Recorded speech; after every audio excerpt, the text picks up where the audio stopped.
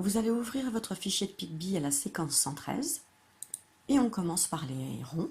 Le rond violet, 20 plus 30. Combien cela fait de jetons en tout? 20 plus 30. Rond vert, 40 plus 30. Rond rouge, 10 plus 40. Rond bleu, 40 plus 40. Rond rose, 30 plus 30. Attention, voici la correction. Corriger au crayon bivert. Dans le cadre A, nous avons 6 horloges de dessiner et parfois il manque la grande aiguille. Donc il va falloir rajouter la grande aiguille et indiquer ensuite l'heure qu'il est sur ces horloges. Donc déjà on va regarder les deux premières pendules, les deux premières horloges. On voit que la petite aiguille est entre les deux nombres. Alors vous avez vu, il nous manque les nombres.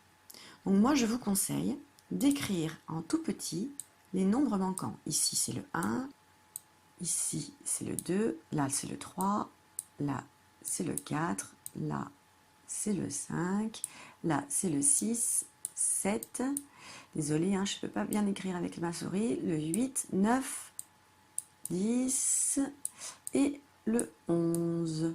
Oula.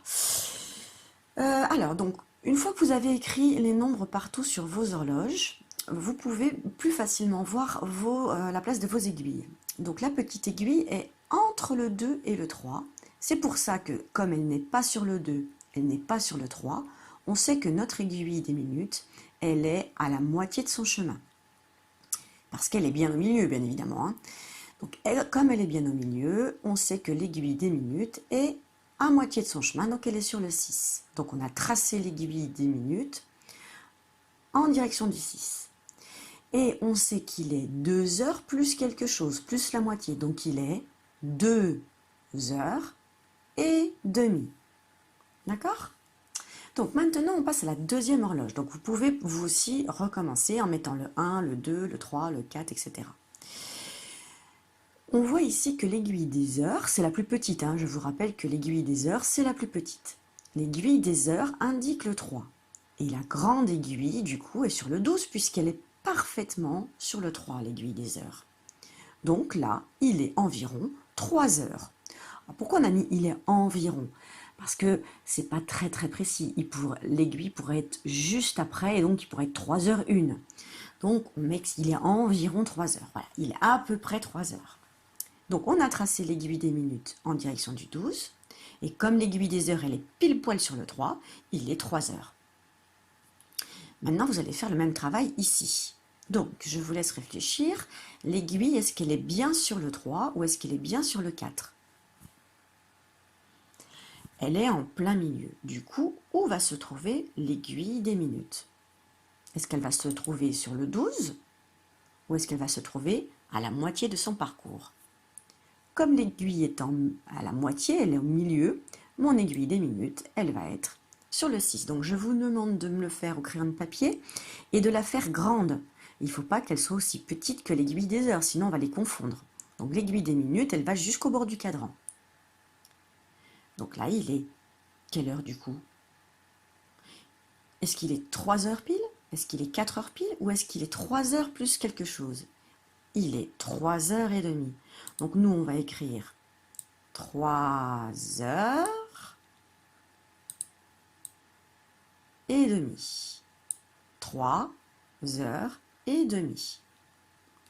Ici, l'aiguille se trouve où? Est-ce qu'elle se trouve parfaitement sur un nombre ou est-ce qu'elle se trouve entre deux nombres? Elle se trouve parfaitement sur un nombre. Donc, mon aiguille des minutes, elle va être sur le 12. Vous pouvez la tracer. Mais alors, du coup, il est quelle heure? Après le 3, vous avez dû écrire ici 4. Donc, on peut dire qu'il est environ 4 heures. Et ici, mon aiguille des heures, est-ce qu'elle est parfaitement sur un nombre? Non, elle est entre deux nombres. Donc, mon aiguille des minutes va se trouver sur le 6. Et alors, elle se trouve entre quel nombre et quel nombre, mon aiguille? Elle est entre le 4 et le 5, donc il est environ. Il est plus de 4 heures, donc il est 4 heures et demie.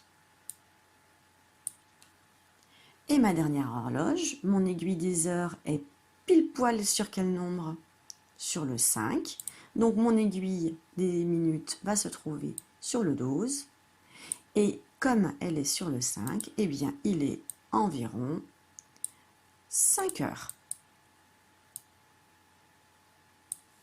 Voilà, une fois que vous avez tracé toutes les aiguilles, que vous avez bien écrit en dessous, vous pouvez passer à l'exercice d'après.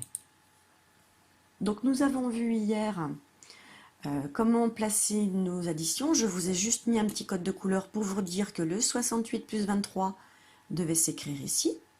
Je rappelle que dans la première colonne, vous n'écrivez pas de nombre, vous n'écrivez que les signes plus et égal. C'est ici qu'on met les dizaines et ici qu'on met les unités. Même chose pour l'addition en violet, donc vous allez devoir écrire 31 plus 25 plus 26. Et même chose pour l'addition en vert, 52 plus 5 plus 12. Ensuite, dans l'exercice C, on revoit cet exercice. Donc, vous cherchez si vous devez barrer au début ou à la fin. S'il y a beaucoup à enlever, il vaut mieux barrer au début. S'il n'y a pas beaucoup, il vaut mieux enlever à la fin. Vous choisissez votre stratégie et vous faites le cadre C. Et enfin, vous aurez une petite fiche à faire en plus. Alors, cette fiche, elle est très facile, donc ça ne va pas vous prendre beaucoup de temps. Surtout que je vous ai indiqué l'aiguille des heures avec une couleur rouge et l'aiguille des minutes en bleu. Donc, juste les 3 premiers qu'on fait ensemble, qu'est-ce qu'il va falloir faire?